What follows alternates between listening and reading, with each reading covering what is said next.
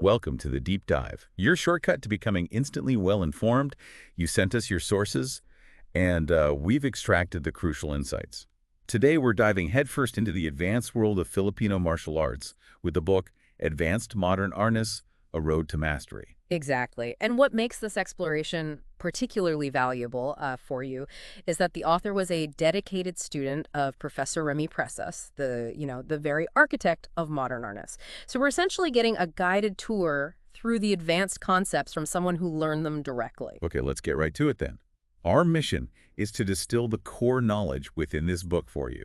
We'll unravel the history and the foundational philosophy of modern arnis. Yeah, and we'll break down those key principles like the numbered angles of attack. Right, the diverse striking methods, the critical role of how you move your body, and that really fascinating idea of flow. So if you're like many of our listeners, eager to grasp the essentials of a new subject quickly and thoroughly, this deep dive is tailored just for you. Think of it as your rapid onboarding into the more nuanced aspects of this dynamic martial art. So where does this journey begin? It really starts with Professor Remy Presas. His introduction to martial arts was, well, pretty young, actually, learning the palace style of arnis from his grandfather. But that was just the initial spark, Now, here's where the story takes a turn, isn't it? At 14, Presas sought out Grandmaster Venancio Ancion Bacon in Cebu, a master of Balintawak arnis. That's right. And for you to appreciate this, Balintawak is known for its very direct, aggressive, counterattack-focused approach. Really intense stuff. Oh, absolutely. And you can still see that influence, that emphasis on immediate response woven into the fabric of modern arnis today. But what's particularly insightful here, I think, is that Professor Presas didn't just stop with Balintawak. No, not at all. He embarked on this journey across the Philippines, immersing himself in countless other Filipino martial arts. He wasn't just collecting techniques, though. He was absorbing their underlying principles, integrating them with what he already knew. So like a synthesis. Exactly. These diverse encounters truly forged the foundation of what modern arnis would become. And that all kind of crystallized in 1957, correct? Yeah. That's when modern arnis was officially established by Professor Presas. Yep. And this wasn't just a personal achievement. The Filipino government actually recognized him as the founder of this national art. That's quite an official stamp of approval, really. It is, yeah. Then, if we fast forward a bit to 1974, Professor Presas arrived in America. He didn't just settle down, though. He traveled extensively, sharing modern arnis with a whole new audience. Right, and this period is where some fascinating cross-pollination happened. Definitely. He developed significant relationships with other major martial arts figures, most notably Professor Wally J., the founder of Small Circle Jiu-Jitsu, Wow. and Master George Dillman, a leading expert in Rikyu Kempo pressure point fighting. So for you, understanding this means that even pretty early on in its American introduction, modern arnis was already kind of a blend of ideas, wasn't it? For sure. Those collaborations with Jay and Dillman must have brought some unique dimensions to the art. Absolutely. I mean, consider this. Small Circle Jiu-Jitsu focuses on very close quarters control and joint manipulation using leverage. Those principles found their way into modern arnis, adding this layer of intricate handwork. And similarly, Master Dillman's deep knowledge of pressure points expanded the potential targets and tactics within the art. These weren't just tacked on, they became integral parts of modern arnis's adaptability. Okay, so we've got the origin story laid out pretty clearly. Now let's delve into the core principles that define how modern arnis actually works. The book discusses these angles of attack. What's the significance of that approach? Well, a key difference you'll notice immediately is the approach to strikes. In many martial arts, you have named strikes, a jab, a cross, an uppercut. But in Filipino martial arts and modern arnis, the prime example, attacks are often categorized by number, typically 1 through 12. So like a forehand strike could be a #1 or maybe #3, while a backhand might be a #2 or a #4. For you, that sounds, well, potentially a lot less complicated than trying to remember a long list of specific strike names. Yeah. What's the real advantage of this numbering system in practical terms, though? The core focus shifts, you see. It moves from the specific label of a strike to the direction of motion. As the author notes, quoting another modern arnis practitioner, Professor Presas was really a master of motion itself, not just stick fighting. Okay. So by simplifying attacks down to these directional angles, both your offense and your defense become more intuitive. You're training yourself to react to a line of attack rather than a specific predefined technique. It allows for greater fluidity and adaptability in a dynamic situation. That makes a lot of sense. The book also introduces various styles of Arnis. Are these like different sub-schools within the broader art of modern Arnis or something else? Not really distinct schools, more like different ways of moving and applying the strikes. The book presents a whole range of these. You've got abanico, which is like a fan-like whipping motion. Ah, okay. Redonda, which is more circular, flowing. Rompida, emphasizing a powerful smashing or breaking action. Figure 8 patterns, both standard and reverse. Up and down vertical strikes. Double zero, which involves a quick initial strike followed immediately by a stronger one. Wow, lots of variety. Oh, yeah. Then sinawali, those intricate weaving double stick patterns. Crissata, a crossing or X-shaped movement. And palace, which focuses on flowing with and redirecting an opponent's force. That's quite a collection of styles. Are they all primarily for attacking or? Well, interestingly, the author points out that while many of these are known for their offensive applications, some also have significant defensive uses. For instance, palace and crissata are highlighted as having primary defensive applications, which are apparently explored more in the author's previous book. Yeah. Then you have banda y banda, which is a really powerful side-to-side motion that emphasizes generating force through body rotation. Professor Presas was apparently known for telling students to swing harder when practicing this, really underscoring its power generation potential. That emphasis on body rotation makes sense for maximizing force. Now, alongside these striking styles, the book discusses angling and body shifting. Why are these so fundamental? Oh, these are absolutely crucial for both your defense and your offense. Defensively, angling and body shifting are all about moving your body out of the direct line of an incoming attack. Minimizing or completely avoiding the impact. Right. Think of taking a forward angle step to get outside a punch, or maybe a side step to evade a thrust, or a drop step to get under a high strike. So for you, this means actively making yourself a difficult target to hit. Precisely. But it's not just about avoiding getting hit, right? By angling effectively, you also create better opportunities to launch your own counterattacks from a more advantageous position. The book even gives examples of how failing to angle properly can leave you really vulnerable. And mobility is key. Totally. Having bent knees is emphasized as essential for that quick, spring-like movement into and out of range. You got to be ready to move. The book mentions a 6-count drill as a way to train this. What's the purpose of that specific drill? The 6-count drill is really a foundational exercise. It's designed to integrate striking, blocking, countering, and importantly, that body shifting we just talked about. Okay. It typically involves a specific sequence of, say, 3 different attacks, like a downward strike, a forehand, and a backhand, along with the corresponding defensive moves and counters. Initially, the focus is just on learning the basic movements without footwork. Gotcha. Then you gradually incorporate the stepping and body shifting, and that's where the drill really starts to develop that essential mobility and coordination. It brings it all together. Now, let's talk about the check hand. That sounds like something that might be easily overlooked, especially if you're focused on wielding a weapon right. You're absolutely right. The author stresses this point. When people start working with a stick or another weapon, their attention often becomes fixated on that, and their other hand just hangs there, doing nothing. Yeah, I can see that happening. Professor Presas even had a term for it, being hypnotized by the stick. Ah. But the check hand, your non-weapon hand, is incredibly versatile. It can be used to check or control your opponent's weapon arm, even their weapon itself, to deflect incoming attacks, to apply joint locks and disarms, to block, and even to strike. And where you position this hand is also critical for its effectiveness. It's not passive at all. So for you, it's not just a passive tool. It's an active participant in both your defense and your offense. Spot on. The book also touches on the idea of reality and training. What's the author's philosophy on how you should actually practice these techniques? The core principle is summed up as safely real training.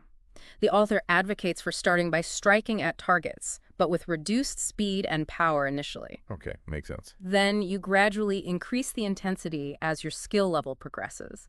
The goal is to learn to apply real defensive and offensive techniques against actual targets, but without the risk of serious injury, obviously. The book also mentions these sinawali boxing drills that Professor Presas developed. They're a way to translate the intricate hand movements of double stick techniques, the sinawali patterns, into effective empty hand skills. Interesting. Moving on, the concept of centering is discussed. In martial art like modern Arnis, which, as you said, doesn't have rigid stances like some others, what does it actually mean to be centered? Right. While modern Arnis doesn't rely on those fixed, formal stances you might see in, say, traditional karate, maintaining your center is still vital. It refers to being balanced and having your weight distributed effectively, regardless of your specific foot position at any given moment. To stability. Yeah, basically ensuring your upper body isn't leaning too far in any direction. This provides the stability you need for effective counters, defenses, and even for off-balancing or throwing your opponent. You might shift your weight to aid in body movement, sure, but losing your center compromises your ability to react and generate power. Okay. Think of trying to push someone who has a solid balanced stance versus someone who is already leaning precariously. Big difference. That's a clear illustration. Hmm. Now, arm sensitivity sounds like a more subtle and advanced concept. Yeah. What does that involve? This is about developing the ability to learn by feel when you're in close physical contact with an opponent. Okay, like tactile awareness. Exactly. In those tighter ranges, you often don't have the time to visually process and react to every single movement. But if you have contact with their arm or body, you can feel the direction and intensity of their force. Right. A key aspect of arm sensitivity is giving way to an opponent's force rather than rigidly resisting it. So, for example, if they push into your arm while trying to deflect a strike, instead of just pushing back hard, you might yield slightly and redirect your arm into a different attack or maybe a joint lock. Using their energy. Sort of, yeah. Imagine someone gently pushing on your arm.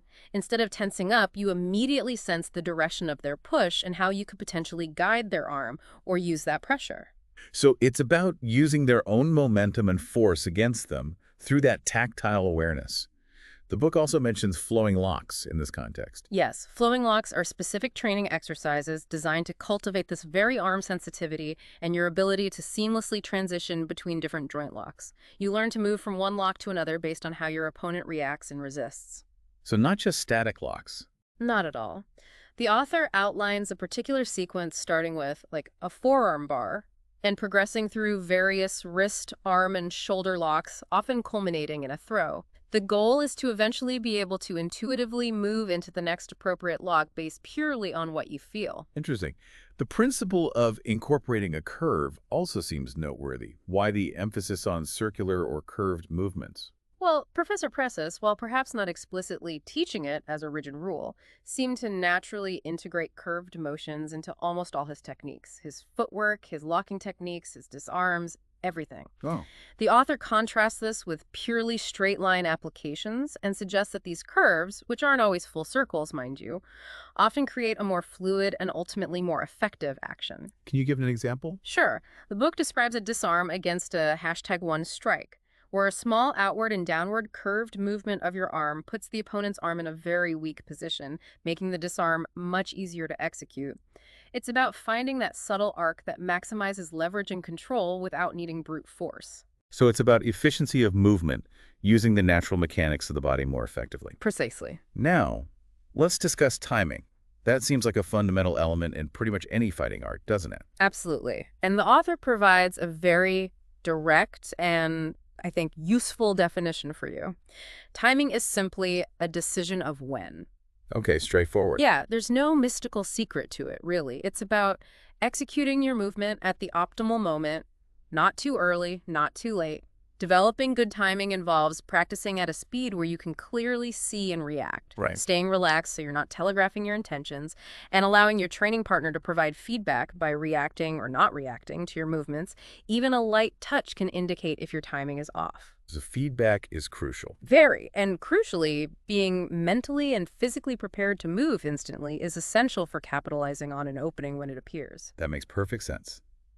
Preparation and awareness are key to seizing the right moment. Finally, in terms of core principles, we have distancing. How is that approached in modern Arnis? Distancing refers to the space you maintain between yourself and your opponent, and it fundamentally dictates what types of attacks and defenses are practical and effective at any given moment. Okay. The book identifies several key ranges. Long range, where you can just barely reach their hand with your weapon. Medium range, where you can effectively engage their weapon arm for strikes or disarms. Yeah. Close range, where you might primarily use the butt of your weapon, the puño, or maybe transition to grappling techniques, Gotcha. and an abbreviated medium range, which is just slightly closer than the standard medium range. Understanding these different zones and your effective reach within each is vital for both launching your impacts and defending against theirs. How do you figure out those ranges for yourself? Well, the book suggests experimenting, maybe with a stick against a heavy bag or even a tree. It can be a good way for you to discover your personal effective ranges for different types of strikes. Okay, we've covered a significant amount of ground with those core principles. Now, the book moves into making the connection, often referred to as the flow. This sounds like it's where all those individual pieces start to really work together seamlessly. Exactly right. Making the connection is about developing the ability to recognize the possibilities that arise from any given position. It's the skill of seeing how one movement can naturally lead into another and another. And flow is central to that. Absolutely. The concept of flow is central here.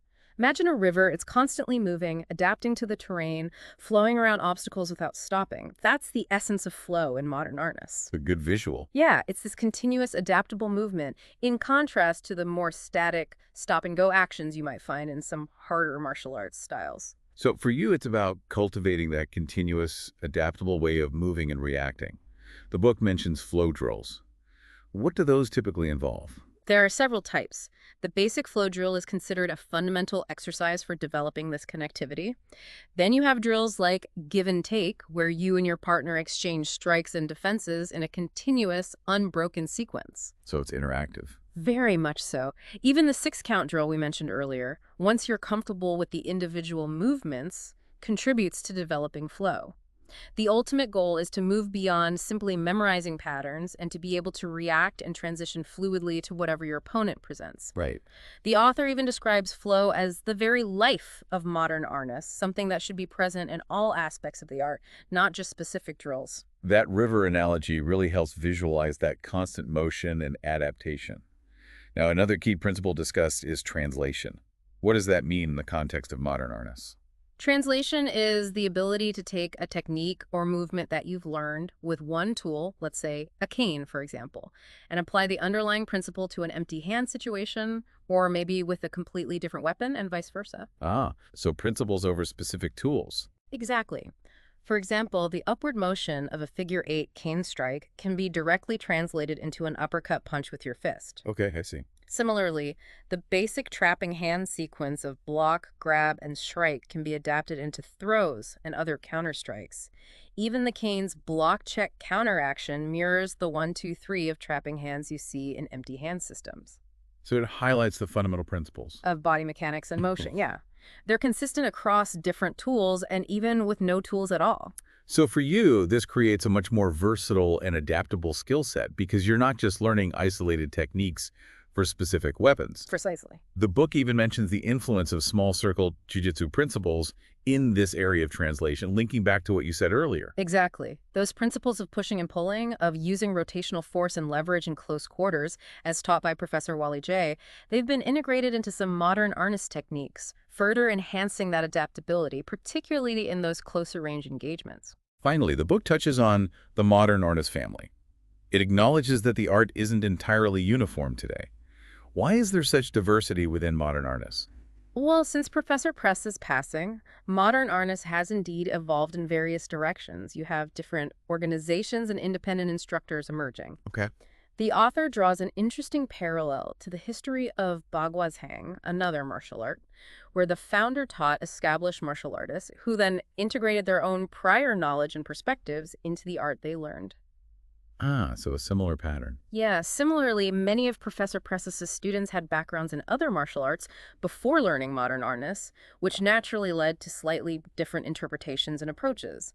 Plus, Professor Presas himself also emphasized different aspects of the art at various points in his teaching career. So for you, it's important to understand that it's not necessarily one single monolithic system anymore. There are different branches and interpretations, right? Definitely. The book even mentions differing viewpoints on the importance of strictly preserving true modern arnis versus a more open, conceptual exploration of its principles. That's an interesting tension.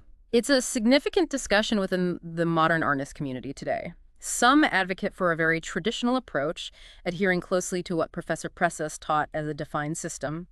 Others take a more conceptual approach, using the foundational principles as a springboard for further exploration and innovation. And the book presents both sides. It does. The author includes perspectives from other Filipino martial arts figures who emphasize the importance of individual skill and application over strict adherence to lineage. Ultimately, the book presents this really compelling idea that modern arnis is the art within your art. The art within your art. What Well, does that imply? it suggests that its core principles can be integrated and enhance whatever martial arts background you might already have, rather than necessarily replacing it. That's a really insightful way to look at it, like a foundational framework that can enrich existing skills. Well, we've certainly taken a deep dive into Advanced Modern Arnis. Let's quickly recap some of those key learnings for you, the listener. Yeah, we've covered the fascinating journey of modern arnis, from Professor Presas' early influences and his synthesis of various Filipino martial arts to those pivotal collaborations in America. Right. And we explored the essential principles, the efficiency of those numbered angles of attack. The versatile striking styles, the crucial role of angling and body shifting, the often underestimated importance of the check hand. The safely real training philosophy, the necessity of centering for stability. The nuanced world of arm sensitivity and flowing locks, the subtle power of incorporating a curve, the critical decision of when that defines timing, and the strategic application of distancing. And we can't forget the unifying ideas of making the connection and flow, that continuous adaptable movement that lies at the heart of the art. Plus, that concept of translation, allowing you to apply principles across different weapons and even to empty hand techniques. And the understanding that the modern arnis landscape is now diverse, built upon a shared foundation. For you listening, one of the surprising takeaways might be the elegant simplicity of that numbered attack system, which really focuses on the direction of motion rather than a complex vocabulary of names. Yeah, that stood out to me too. Also, the profound depth of application that can be found within seemingly basic movements, especially when you start to grasp the principles of flow and translation. And for you, our listener, seeking to gain knowledge efficiently and thoroughly, we trust this deep dive has provided you with a solid and insightful understanding of the core concepts presented in Advanced Modern Arnis.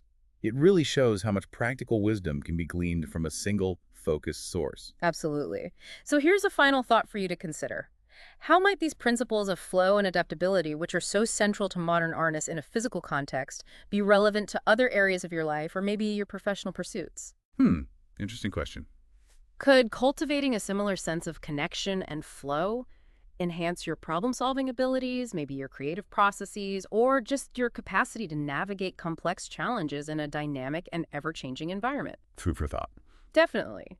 We encourage you to continue exploring the rich world of modern arnis and Filipino martial arts, if this sparked your interest, and to see where these concepts might resonate and guide you in your own journey of learning and growth.